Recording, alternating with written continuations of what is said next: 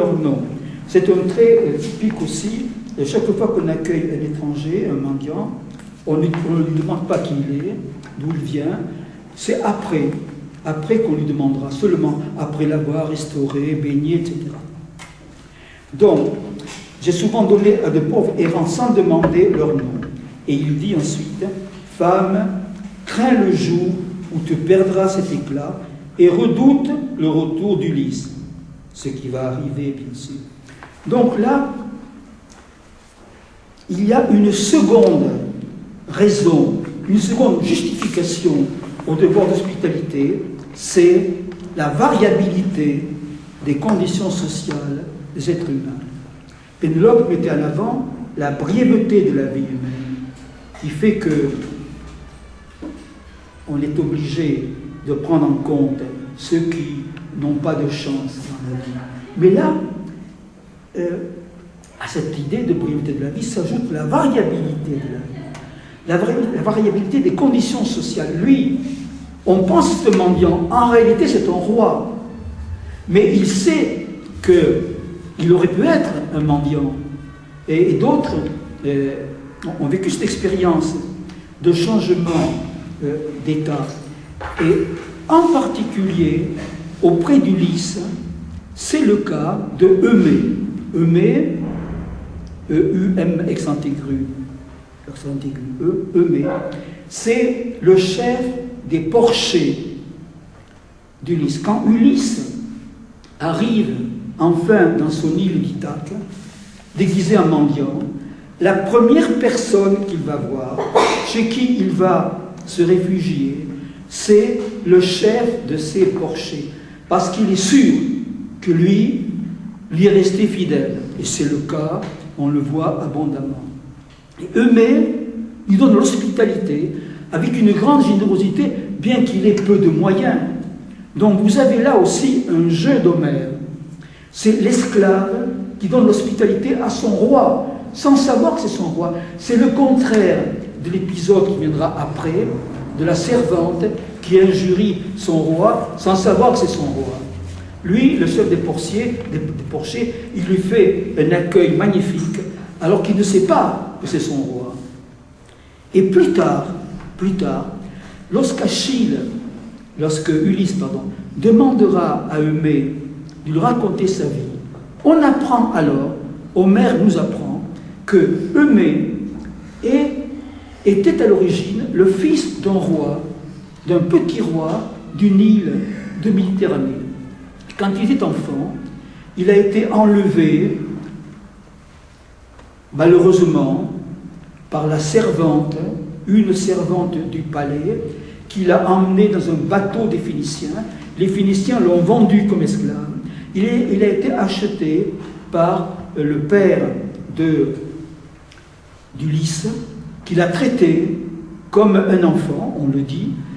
Il est devenu le compagnon de jeu de la fille du roi, jusqu'à ce qu'elle se marie. Et à ce moment-là, on lui a confié les troupeaux de porcs qui sont nombreux. Donc, on a affaire là à un changement d'état. Tout ça n'est pas innocent, bien sûr. Oui. Alors, donc, changement d'état, et en sens inverse, pour récompenser Eumée, Ulysse va lui donner la liberté, il va l'affranchir et va lui donner un domaine et une maison. Voilà. Donc c'est pour cette raison que les hommes doivent être bienveillants les uns avec les autres. Il y a une proximité entre les rois et leurs sujets, entre les maîtres et les serviteurs. Combien de proximité, je vous l'ai dit, entre les hommes et les femmes, les hommes et les animaux, les hommes et les dieux. Voilà. C'est dans cette conception du monde qui repose sur l'immanence que se situe la littérature homérique.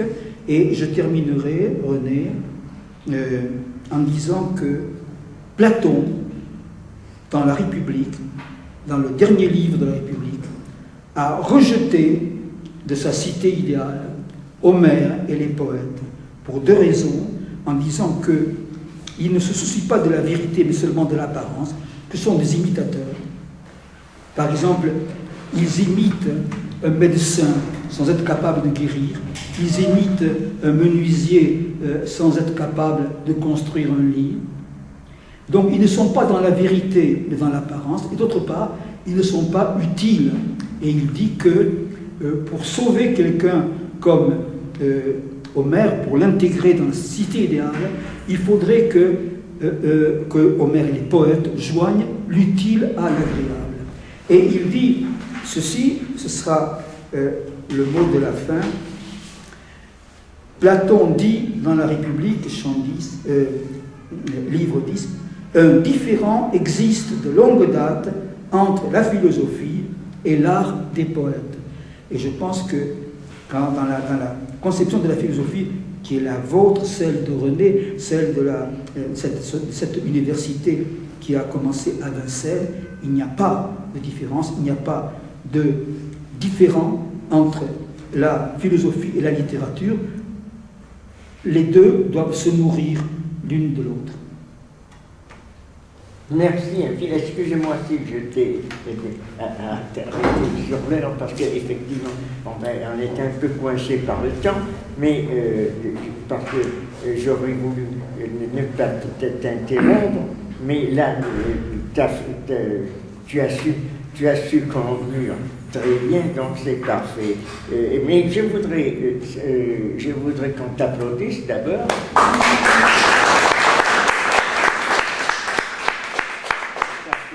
Devant cet exposé tout à fait non seulement très beau, mais exhaustif aussi, et davantage, si l'on peut être davantage qu'exhaustif, c'est-à-dire faire voir des perspectives, ouvrir des aperçus qu'on n'aurait pas aperçus d'ailleurs soi-même, autour de cette notion de vie. Maintenant, je comprends ce que tu entends dans cette vie homérique qui nous ramène, qui tout en maintenant le ciel, d'ailleurs, puisqu'au contraire, il y a une proximité des dieux dans le domaine de l'imagination, de la richesse de la vie, de ce que Fourier appelait l'illusion créée, c'est-à-dire l'illusion créée, les dieux sont une illusion, mais un enrichissement en même temps de l'existence, et ils sont en quelque sorte à la fois des puissances protectrices pour les hommes, parfois vengeresses, mais en même temps ils sont toujours des recours, ils donnent à l'existence humaine une sorte d'arrière-fond peut-être, et de tremplin qui, en l'absence des dieux, ferait peut-être défaut. C'est pour ça que tu dis, c'est un monde humain, très humain, rien qu'humain. Oui, je crois volontiers, mais enrichi quand même par rapport à quelque chose qui serait banalement ramené à des comportements trop psychologiquement humains. C'est-à-dire, j'ai l'impression que la présence des dieux, le recours aux dieux donne de la grandeur, comme par exemple lorsque, à propos de l'hospitalité, on justifie cette attitude à l'égard des mendiants ou des étrangers à plusieurs reprises, à propos d'Athéna par exemple, en disant « Ah, ben c'est peut-être un dieu », de sorte que ce n'est pas une minimisation du sentiment humain, mais à mon avis, dans ce cas-là, c'est un accroissement, c'est-à-dire lorsque Télémaque ou autre voit arriver quelqu'un qui est Athéna déguisé en étranger, il ne le sait pas, et il s'aperçoit ensuite, lorsqu'elle part, que c'est une déesse, ça donne effectivement quelque chose de supplémentaire. Mais de la même façon, lorsque celui qui donne l'hospitalité à un étranger le donne parce que cet étranger est peut-être un dieu inconnu qui arrive sur Terre, c'est pas quelque chose qui minimise, à mon avis, la dimension humaine, mais au contraire qui l'exalte. C'est pas un dieu qui exercerait d'une façon dangereuse et malveillante sa puissance sur l'homme. Donc je crois que cette dimension du divin n'est pas n'est pas absente dans ce sens-là. Mais tu as raison de dire que les dieux sont en quelque sorte au même plan que les hommes, c'est-à-dire ils les coudoient en permanence, ils ont en permanence recours à eux, ils sont mêlés un petit peu comme ensuite dans tout le monde antique. Il y aura des nymphes, des faunes, des satyres, c'est surtout autour de Dionysos qu'il y aura tout ça d'ailleurs, toute cette atmosphère un peu enchantée qui continuera à vivre avec les fées du Moyen-Âge, etc. À mon avis, c'est un peu ça, le monde homérique, qui est beaucoup plus riche qu'un monde qu'on appellerait désenchanté, c'est-à-dire au moment où il n'y aurait plus cette sorte de présence un peu mystérieuse et fantasmagorique qui serait celle de ces créatures imaginaires. Oui, tu as tout à fait raison, René. Tu te rappelles que j'ai parlé du merveilleux, en disant qu'il y avait un goût du merveilleux qui faisait que Homère introduisait des dieux, même quand ce n'était pas nécessaire. Oui. Mais parce que, oui, comme tu dis, c'est une façon d'enchanter le monde des hommes, de lui donner une autre dimension, une dimension de mystère, d'imprévu. Et on peut dire aussi, dans ce sens-là, que c'est l'intérêt, la valeur de la fiction. Oui, c'est ça. Homère est un des premiers grands écrivains, peut-être le premier grand écrivain, qui joue le jeu de la fiction, ce que Platon n'a pas compris. Oui. Platon s'en tient à la vérité, à une conception de la vérité qu'il a, lui, et il ne comprend pas qu'il y a une autre sorte de vérité qui tient à la fiction, que nous pouvons appeler aussi, qui tient au symbolique. Parce que souvent, il se réfère à Homère, au personnage d'Homère, dans un certain nombre de dialogues, il y a un rapport qui est fait à la poésie. Donc, mais il ôte à la poésie tout aspect rationnel. Voilà. Dans ce propre livre 10 de la République, il fait l'éloge d'Homère en disant que c'est le plus grand de tous les poètes, qu'il lui doit depuis son enfance une admiration respectueuse, etc. Donc, il reconnaît l'importance d'Homère et le rôle qu'Homère a joué dans toute l'histoire de la Grèce à travers l'éducation des Grecs qui prenaient appui essentiellement sur Homère. Il fallait, dit Platon là, connaître par cœur Homère, en tout cas beaucoup de passages d'Homère. Il le reconnaît. Mais lorsqu'il s'agit de dresser le tableau idéal d'une société rationnelle, il exclut les poètes. Pourquoi? Parce qu'il a une conception de la vérité qui exclut la vérité propre à la fiction. Et on peut dire la vérité qui tient au merveilleux, et donc au domaine des dieux, en jouant sur les dieux, tout ce qui est irrationnel. Et nous avons ici quelqu'un qui est grec, toi qui es grec, Constantinos. Est-ce que dans les classes grecques, c'est la seule question que je te poserai, est-ce qu'on apprend et dans quelle langue, c'est-à-dire de quelle manière Homère? Est-ce que les enfants connaissent Homère? Oui, on emploie une traduction en grec moderne et il y a à la fois Odyssée sont enseignés aux premières années de lycée. C'est ça. Mais je voudrais vous remercier vivement parce que j'ai passé plusieurs années à l'école grecque, et même à l'université grecque. C'est la première fois que je vois une belle analyse. Votre analyse parfaite, philosophique, à la fois historique, très attachée au texte, Et donc, je suis ému. Et c'est moi qui suis ému d'entendre cette appréciation portée par un grec. Oui. Moi, j'ai trois questions. Oui. J'ai trois questions parce que la première question, quel est le lien entre la philosophie moderne, incarnée par Nietzsche et Heidegger et Schopenhauer, qui consiste à dire toujours il faut retourner au grec.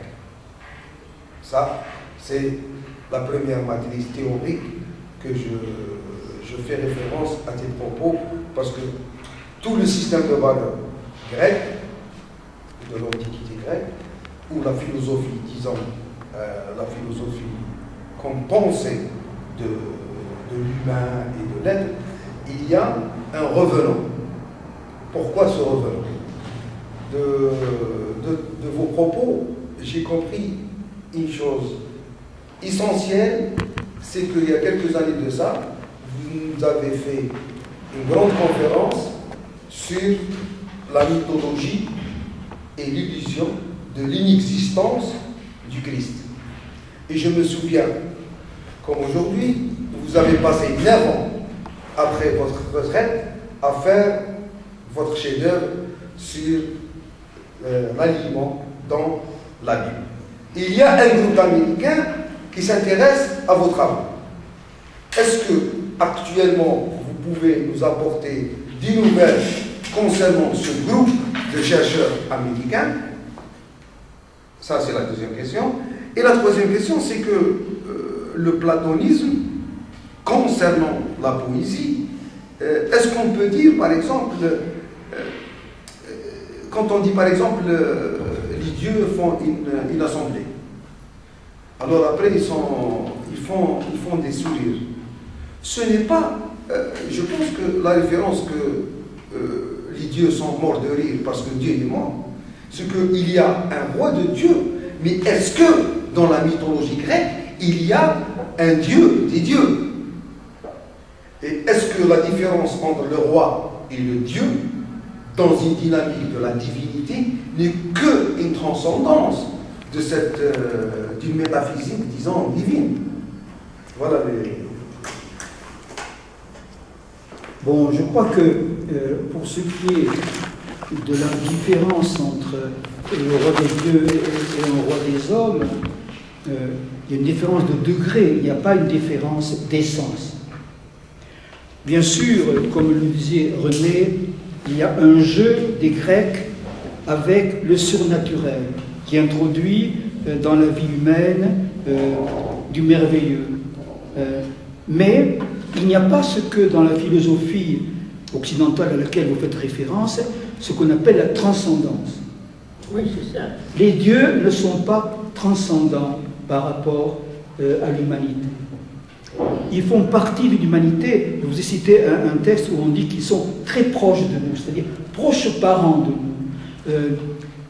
Hésiode, qui écrit un peu après Homère, au 8e siècle avant Jésus-Christ, dit « Les dieux et les hommes ont la même origine, ils sont de la même race. » Donc nous avons là affaire à une pensée qui refuse la transcendance telle que nous, dans le monde occidental judéo-chrétien, nous la concevons. Bon, sinon, vous avez fait référence... Mais ils sont associés, il faudrait dire, aussi les dieux sont associés particulièrement à des cités, c'est-à-dire qu'ils ne sont pas... Ce ne sont pas à Athènes, à Thèbes, etc. Bon, il y en a certains qui sont particulièrement honorés quelque part. Ce ne sont pas des dieux, ils sont des nationaux si l'on veut, mais ils sont des protecteurs, ce sont on pourrait dire des divinités tutélaires de certaines, des patrons, comme on dirait dans le langage chrétien. Oui, des saints patrons. Des saints patrons, c'est ça, qui sont associés au destin de certaines cités. Mais comme tu l'as dit, ils ne sont pas exclusifs, puisqu'il y a, au moment de la guerre de Troie, il y a des dieux, c'est des dieux grecs, mais des dieux grecs qui sont d'un côté comme de l'autre. Oui. et pas exclusivement d'un côté ou de l'autre. C'est pourquoi je les ai appelés des dieux transnationaux. C'est ça, c'est ça.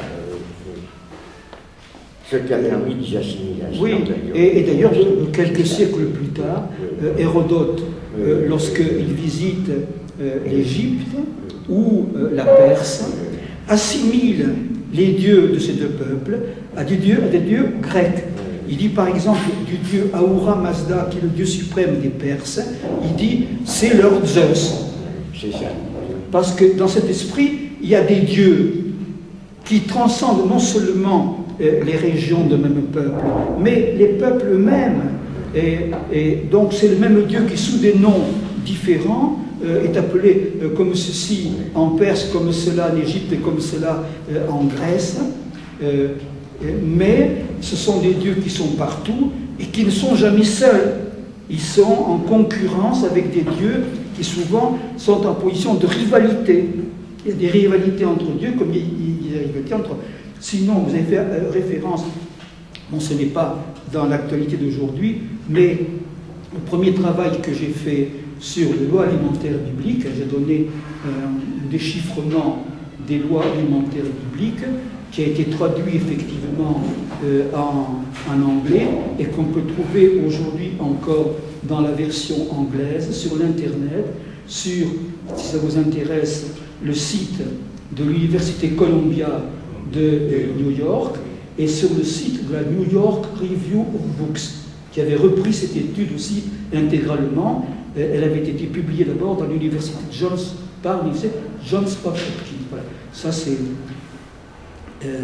derrière moi, j'ai repris cette étude dans le 3e volume de ma trilogie aux origines de Dieu unique. Bon, ces livres, vous les avez dans la bibliothèque de l'université. Hein. Voilà, est-ce qu'il y a d'autres questions? Monsieur, là, un asiatique, j'aimerais bien... vous êtes de quel pays? Moi, Taïwan. Alors, le chinois de Taïwan que vous êtes, comment percevez-vous, ce qui est vraiment loin de votre culture, le monde grec, et Homère en particulier? C'est étrange pour vous, ou non? En fait, ça dépend. Ça dépend des gens qui... comment dire? Qu'est-ce qu'ils étudient? Oui, ça dépend de leurs études, de leur culture, discipline, de leurs intérêts pour les cultures des autres pays.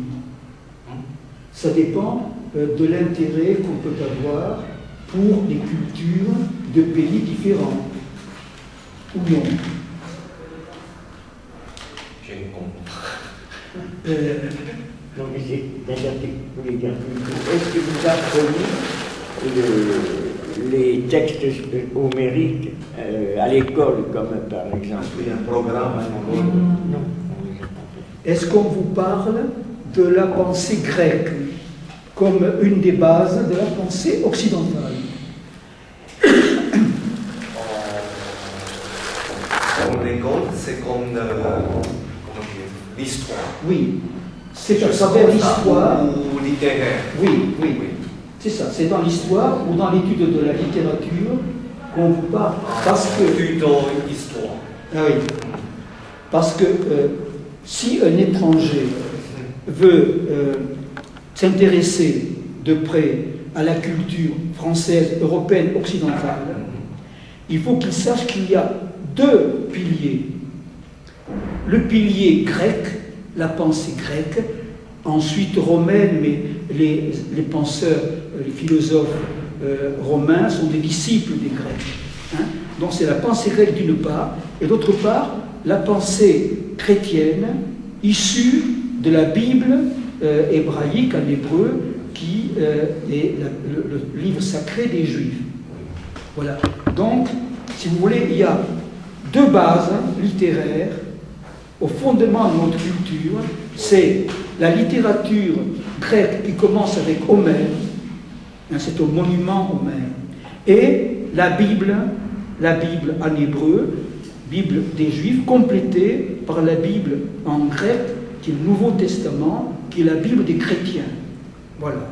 C'est ces deux piliers littéraires qu'il faut connaître si l'on veut savoir sur quoi repose la civilisation occidentale. Est-ce qu'il y a d'autres questions? Oui. Oui, bien sûr. L'Espagne musulmane. Oui. Très important comme. Oui, bien sûr, bien sûr. culture. Oui, bien sûr. Mais si vous voulez, je veux simplifier pour un étranger. Un étranger à la culture occidentale. Si on est à l'intérieur de la culture occidentale, bien sûr, il faut faire entrer en jeu les Arabes, l'islam et le rôle qu'a eu les Arabes musulmans pour alimenter la culture européenne, notamment dans le rôle que la conception troubadour, par exemple, oui, ou la poésie courtoise, oui, qui a, avec les Cathares. oui, Et la poésie musulmane a joué un grand rôle oui, dans oui, et puis même, l'apparition de ce et type. puis même les penseurs arabes musulmans ont joué un rôle pour la transmission Excusez-moi, des textes un chrétiens. site un poète important qui Ibn al-Hazm, qui a écrit le collier de la colombe. Oui, quel est cet auteur? Ibn al-Hazm. Ibn Hazm. Alors, vous connaissez, Oui. Oui. alors vous étudiez l'arabe? Non, pas du tout. Non, elle l'a lu en français. C'est bien, bravo, bravo. Donc, Bravo. parce que cette idée d'Aïdos, il y a un équivalent, par exemple, dans la poésie populaire à laquelle Oui. moi je me suis intéressé. Oui. Ça a été un travail aussi, puisque de temps en temps je donne des concerts de ce type de poésie populaire où la notion de Aïdos est appelée l'ard. Quand j'ai entendu Aïdos, ard, je me suis dit, est-ce que c'est pas le même mot? Oui, mais c'est possible. Et c'est exactement la même chose. Ah oui, oui. C'est-à-dire Oui, ce que vous avez défini. Oui, oui. Et de oui, oui. l'estime de soi et Oui, oui. le bon Vous savez, renom. il y a des mots qui sont calqués sur le grec, comme il y a des mots français qui sont calqués sur l'arabe. Taros, c'est le puissant, le Taos, c'est en grec, hein, c'est ça.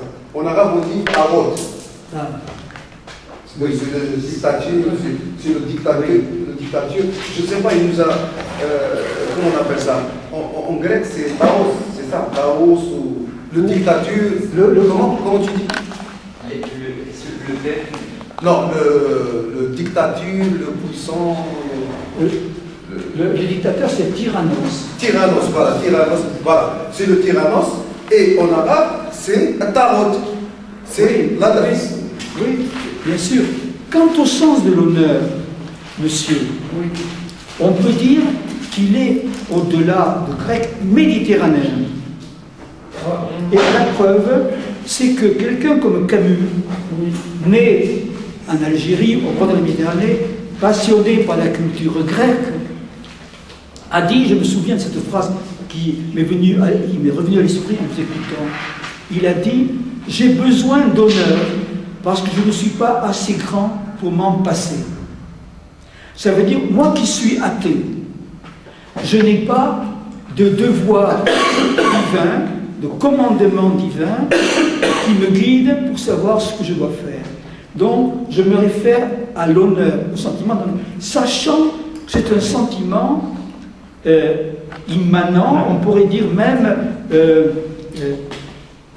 comment dire, arbitraire, choisi comme une règle de vie, un guide de vie.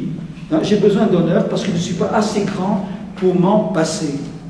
Et on trouve aussi... Parce qu'il a pris dans la littérature, dans la société méditerranéenne et en général aussi on pourrait dire latino-américaine, jusqu'en France, jusqu'au XVIIe siècle, jusque chez Corneille, oui, il y a cette notion d'honneur qui est liée à des valeurs qu'on appelle machistes, à des valeurs des valeurs aussi qui sont très Pas virils, forcément machistes. l'exaltation Oui. de l'homme. Il y a de cela chez Oui. Camus d'ailleurs. Oui, bien sûr.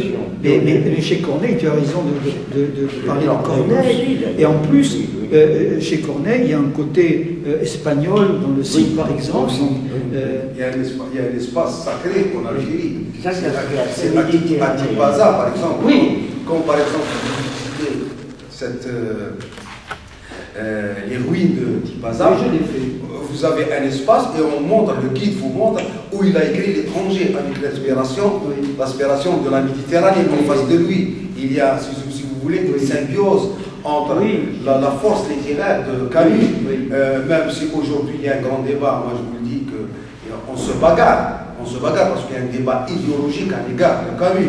Il y a, et la position, est-ce qu'on peut séparer une œuvre littéraire monumentale comme Camus de la dimension, disons, subjective de la patrie. Et moi j'ai une position qui n'est pas binaire, parce que je peux toujours glisser dans les labyrinthes. Mais je pense que toute cette polémique ultra-réactionnaire et nationaliste à l'égard de l'intensité nationalitaire de Camus doit s'arrêter, parce que ces intellectuels qui attaquent, ces intellectuels de ma région, des Algériens qui attaquent l'histoire de Camus, se sont retrouvés dans un gouffre parce qu'ils n'arrivaient jamais à comprendre la pensée et la valeur de la pensée lumineuse de Camus. Et moi je le défends publiquement, même si je sais qu'ils vont m'attaquer en tant que personne, mais je pense qu'il faut toujours séparer l'œuvre et l'être. Oui, vous avez tout à fait raison, et je suis tout à fait d'accord avec vous en ce qui concerne Camus. Est-ce qu'il y a d'autres questions? Il est déjà plus de 6 heures. Alors tu vas me dire que j'ai été trop long. Je vous recommande, question concernant l'hospitalité, il faut revoir le débat entre René Scherer et Derrida, qui c'est une conférence extraordinaire, où Derrida déclare à l'égard de Scherer, disait des mots justes, il dit après l'intervention de Scherer, je n'ai pas de choses à ajouter concernant l'hospitalité. Bravo. Mais j'ai bien vu que vous avez commenté.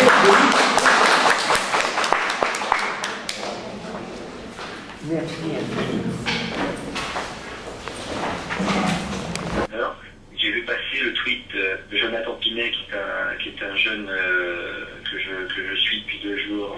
Après, de la servante qui injurie son roi sans savoir que c'est son roi. Lui, le chef des portiers, il lui fait un accueil magnifique alors qu'il ne sait pas que c'est son roi. Et plus tard, lorsque Ulysse demandera à Eumée de lui raconter sa vie, on apprend alors, Homère nous apprend, que Eumée était à l'origine le fils d'un roi, d'un petit roi d'une île de Méditerranée. Quand il était enfant, il a été enlevé, malheureusement, par la servante, une servante du palais, qui l'a emmené dans un bateau des Phéniciens. Les Phéniciens l'ont vendu comme esclave. Il a été acheté par le père d'Ulysse, qui l'a traité comme un enfant, on le dit. Il est devenu le compagnon de jeu de la fille du roi, jusqu'à ce qu'elle se marie. Et à ce moment-là, on lui a confié, dans le dernier livre de la République, à rejeter de sa cité idéale Homère et les poètes, pour 2 raisons, en disant qu'ils ne se soucient pas de la vérité, mais seulement de l'apparence, que sont des imitateurs. Par exemple, ils imitent un médecin sans être capable de guérir, ils imitent un menuisier sans être capable de construire un lit. Donc ils ne sont pas dans la vérité, mais dans l'apparence, et d'autre part, ils ne sont pas utiles. Et il dit que pour sauver quelqu'un comme Homère, pour l'intégrer dans la cité idéale, il faudrait que Homère et les poètes joignent l'utile à l'agréable. Et il dit ceci, ce sera le mot de la fin: Platon dit dans la République, chant 10, livre 10, un différend existe de longue date entre la philosophie et l'art des poètes. Et je pense que dans la conception de la philosophie, qui est la vôtre, celle de René, celle de la peau de porc, qui sont nombreux.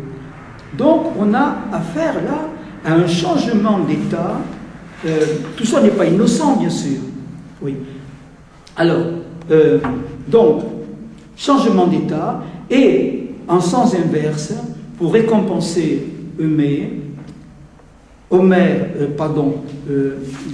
Ulysse va lui donner la liberté, il va l'affranchir et va lui donner un domaine et une maison.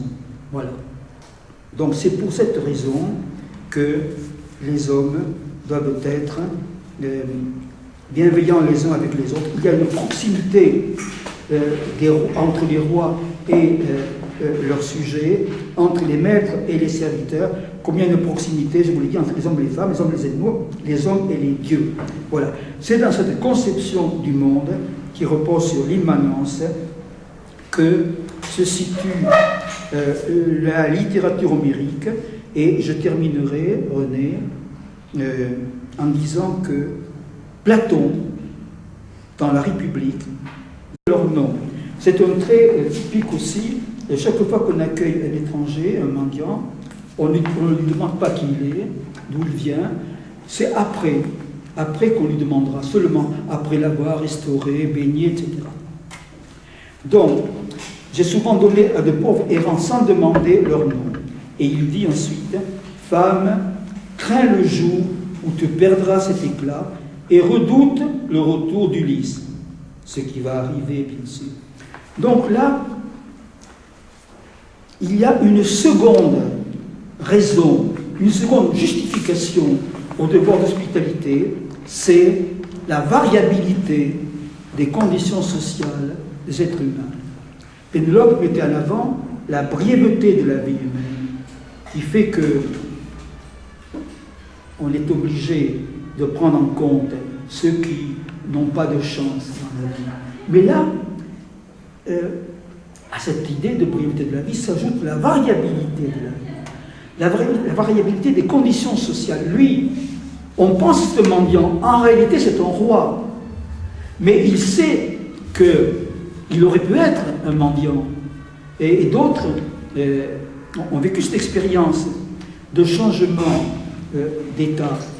Et en particulier, auprès d'Ulysse, c'est le cas de Eumée. Eumée, E-U-M, accent aigu, Eumée, c'est le chef des porchers d'Ulysse. Quand Ulysse arrive enfin dans son île d'Ithaque, déguisé en mendiant, la première personne qu'il va voir, chez qui il va se réfugier, c'est le chef de ses porchers, parce qu'il est sûr que lui est resté fidèle. Et c'est le cas, on le voit abondamment. Et Eumée lui donne l'hospitalité avec une grande générosité, bien qu'il ait peu de moyens. Donc vous avez là aussi un jeu d'Homère. C'est l'esclave qui donne l'hospitalité à son roi, sans savoir que c'est son roi. C'est le contraire de l'épisode qui viendra